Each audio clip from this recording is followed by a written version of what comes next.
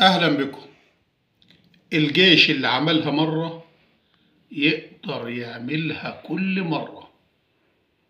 تحية إجلال وتقدير واحترام لخير أجناد الأرض، الجيش المصري العظيم، بمناسبة ذكرى انتصارات شهر أكتوبر المجيدة، الذكرى ال52 على انتصارات القوات المسلحة المصرية على العدو الصهيوني في النصر أكتوبر المجيد 1973. الحرب اللي رجعت العزة والكرامة للشعب المصري العظيم كله. والحمد لله الجيش المصري الآن أصبح لديه القوة إن هو يقدر يحمي مقدرات هذا الوطن. وبحب أطمن الشعب المصري كله، ما تخافش، لا من الصهاينة ولا من الأمريكان ولا من أي حد. مفيش أي حد يقدر على مواجهة الجيش المصري، مفيش أي حد يقدر على مواجهة الدولة المصرية وجها لوجه.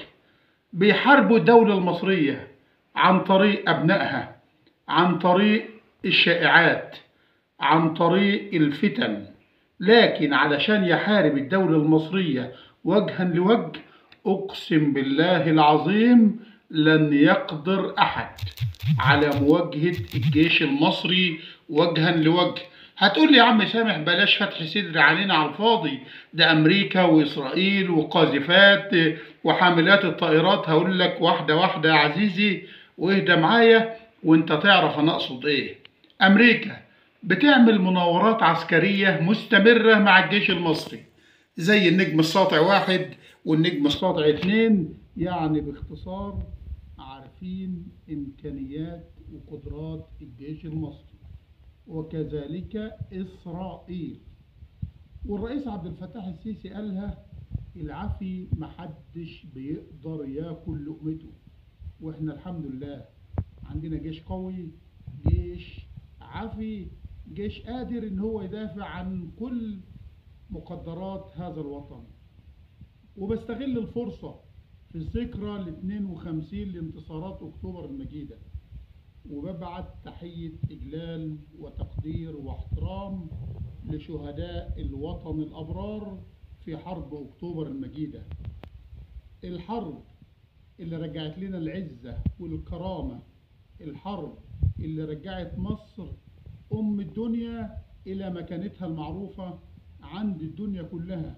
وإن شاء الله محروسة يا أم الدنيا، إن شاء الله محفوظة يا بلادي، ومن نصر لنصر يا بلد النصر في شهر النصر.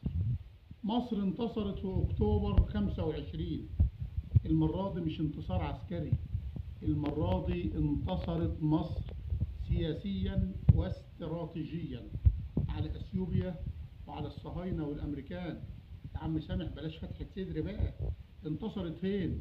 هقول لك انتصرنا في سد النهضة لما خزنوا المية وعاوزين يغرقونا، والرئيس عبد الفتاح السيسي وحكومته كانوا مجهزين كويس قوي للملف ده، وقدروا ان هم يصرفوا المياه والسد العالي يستحوذ على عدد كبير من كميات المية. وفتحنا في الصحراء الغربية مفيد توشكا، والحمد لله مفيش أزمات، عدت بسلام. مصر انتصرت استراتيجيا في ملف تهجير الفلسطينيين. ازاي يا عم سامح؟ هقول لك: الرئيس عبد الفتاح السيسي رسم الخط الأحمر، ولن يستطيع أحد ولن يقدر أحد على ظهر البسيطة إن هو يتخطى الخط الأحمر اللي رسمه عبد الفتاح السيسي، بسبب قوة الجيش المصري وتسليح الجيش المصري. كل سنة والشعب المصري بخير، كل سنة ومصر أبية، مصر قوية، مصر عافية برئيسها وجيشها وشعبها وشرطتها. وبنقول لهم كل عام وأنتم بخير بمناسبة ذكرى انتصارات أكتوبر.